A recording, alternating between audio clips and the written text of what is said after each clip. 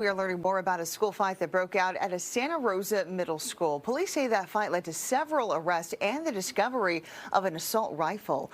Police say last Friday, several students at Montgomery High School came to Herbert Slater Middle School and started a fight with a 13-year-old student. The suspects ran away before police came, and that 13-year-old was not hurt. 4 days later, though, Santa Rosa police learned of a possible threat to shoot the 13-year-old from 4 people, including 2 Montgomery High students. After further investigation, police say detectives searched the home of a 14-year-old student. They say officers found an unregistered AR-15 style rifle in the suspect's backpack, which they say belongs to the 16-year-old sibling. Both were arrested and booked into juvenile hall. Police say the original fight was gang-related and no threats were made to the school or student body. Students and parents at Montgomery High have expressed safety concerns recently.